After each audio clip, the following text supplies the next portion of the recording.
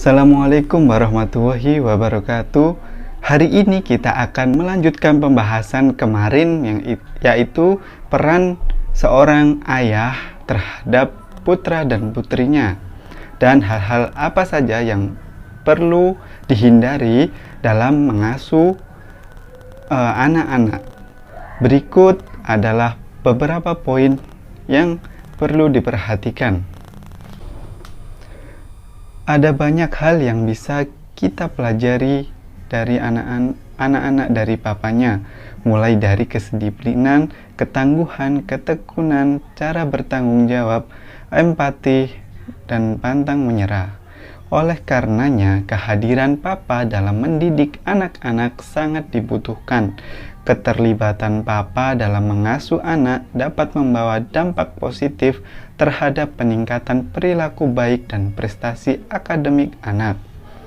Oleh karena itu, papa perlu pendekatan yang tepat dalam mendidik anaknya.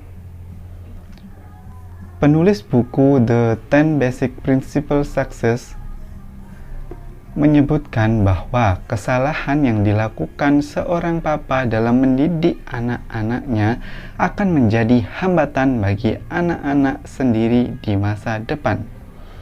Ia menyebutkan 10 hal yang sebaiknya dihindari oleh seorang papa dalam mendidik anak-anaknya. Yang pertama yaitu mendisiplinkan anak dengan kemarahan.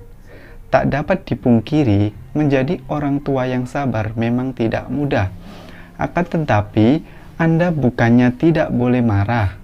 Marah adalah emosi normal yang bisa dirasakan oleh setiap manusia, termasuk oleh orang tua.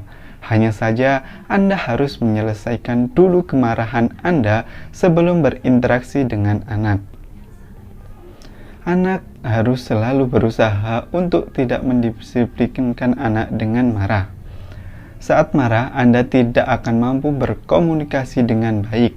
Anak pun juga akan menuntut sejenak karena untuk menunggu Anda berhenti mengomel. Jadi saat kemarahannya sudah sampai klimaks, ambil waktu jeda untuk menyingkirkan anak. Kembali lagi kalau Anda sudah tenang dan bisa bicara dengan si kecil. Pasti anak akan merespon pendekatan yang Anda lakukan dengan baik. Yang kedua, memberi hukuman fisik pada anak. Memukul atau mencubit itu sebaiknya jangan dilakukan, apapun alasannya. Cara ini tidak akan efektif.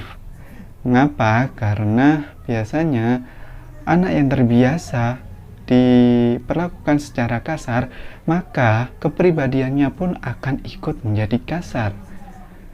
Yang ketiga yaitu anak-anak harus belajar untuk menerima konsekuensi terhadap apa yang telah dilakukannya.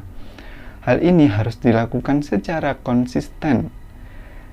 Setiap anak yang melakukan kesalahan perlu untuk diberi hukuman. Tentunya harus diimbangi dengan kasih sayang dalam melakukan hukuman tersebut.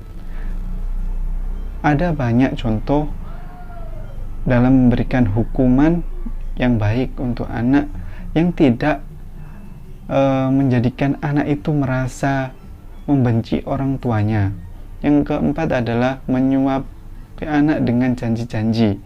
Ini juga sering sekali terjadi dilakukan oleh papa-papa yang baru saja mendapatkan momongan, yaitu sering sekali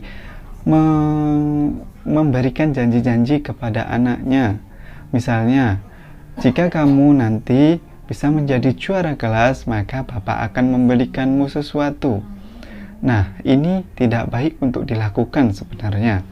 Kenapa? Karena anak akan menjadi ketergantungan.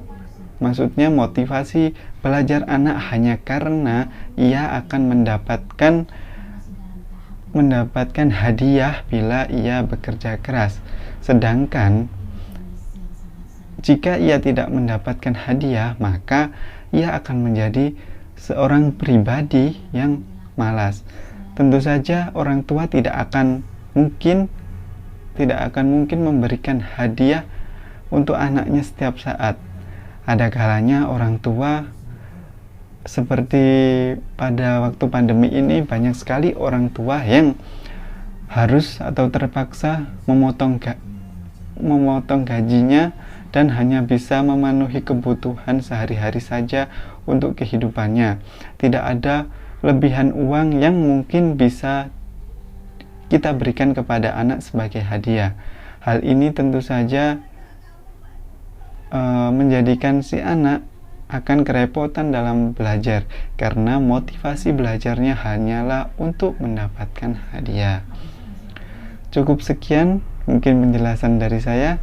Apabila ada salah-salah kata, mohon maaf sebesar-besarnya.